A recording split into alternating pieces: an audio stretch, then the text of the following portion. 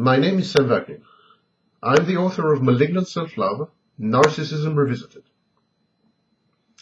Ambient abuse, also known as gaslighting, is the stealth, subtle, underground current of maltreatment that sometimes goes unnoticed even by the victim herself until it is too late. Ambient abuse penetrates and permeates everything, but it is difficult to pinpoint and identify. Gaslighting is ambiguous, equivocal, atmospheric, diffuse, hence its insidious and pernicious effects. It is by far the most dangerous kind of abuse there is. Ambient abuse or gaslighting, they are the outcomes of fear. Fear of violence, fear of the unknown, fear of the unpredictable, the capricious, the arbitrary, the pending. Ambient abuse is perpetrated by dropping subtle hints, by disorienting, by constant and unnecessary lying, by persistent doubting and demeaning, and by inspiring an air of unmitigated gloom and doom. Ambient abuse, therefore, is the fostering, the propagation and the enhancement of an atmosphere of fear, of intimidation, of instability, unpredictability, and irritation.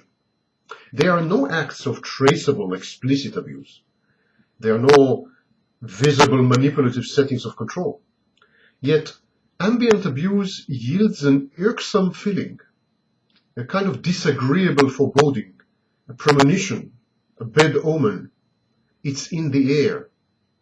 In the long term, such an environment erodes the victim's sense of self-worth and self-esteem. Self-confidence is shaken badly. Often the victim adopts a paranoid or a schizoid stance, keeps away from society, and thus renders herself exposed even more to criticism and judgment.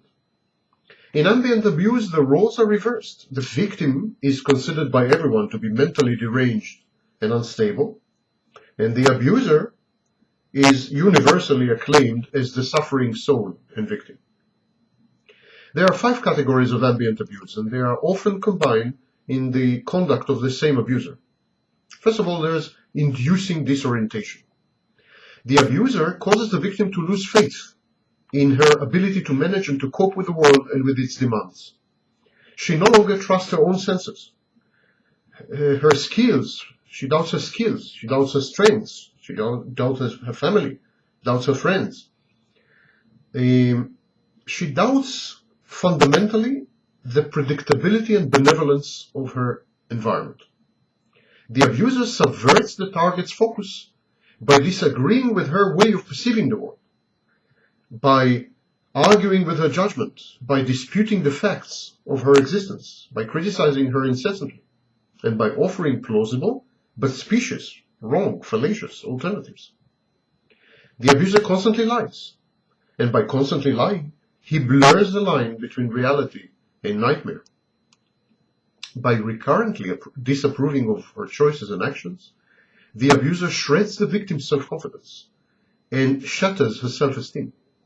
By reacting disproportionately to the slightest mistake she makes, he intimidates her to the point of paralysis. Second type of gaslighting is incapacitating.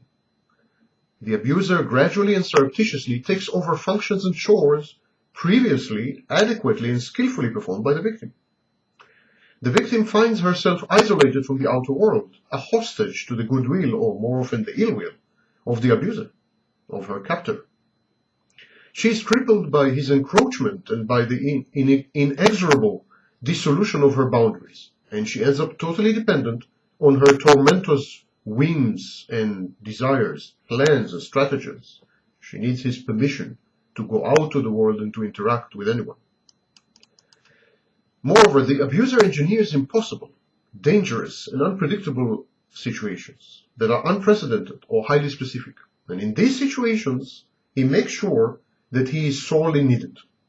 The abuser leverages his knowledge, his skill, his connections, or his traits as the only applicable and the most useful ones in the situations that he himself has engineered.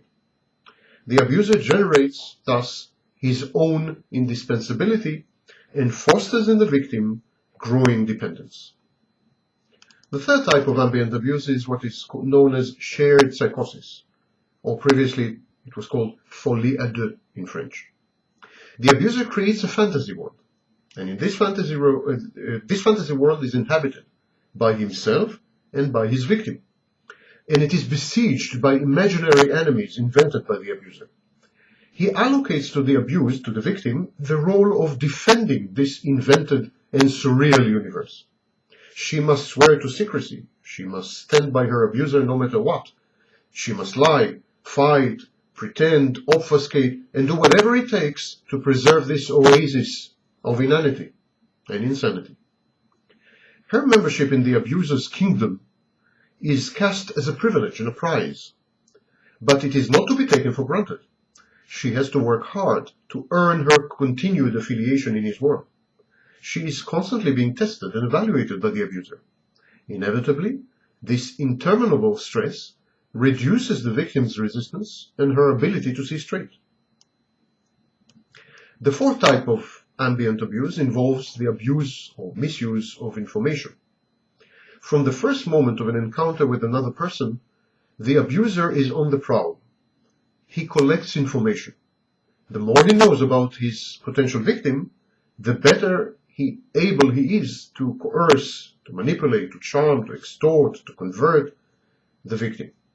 The abuser does not hesitate to misuse the information he had gleaned, regardless of its intimate nature or the circumstances in which he had obtained the information. This is a powerful tool. Finally, there is control by proxy. If all the previous tactics fail, the abuser recruits friends, colleagues, mates, family members, the authorities, institutions, neighbors, the media, teachers, anyone, any third party, to do his bidding. He uses these people and institutions to cajole, to coerce, to threaten, to stalk, to offer, to retreat, to tempt, to convince, to harass, to communicate, and in other words, to manipulate his target. He controls these unaware people and instruments exactly as he plans to control his ultimate prey. He employs the same mechanisms and devices to move his third parties and proxies around as he does later to order the victim around. And he dumps his props unceremoniously when the job is done. Another form of control by proxy is to engineer situations in which the victim is forced to abuse a third party.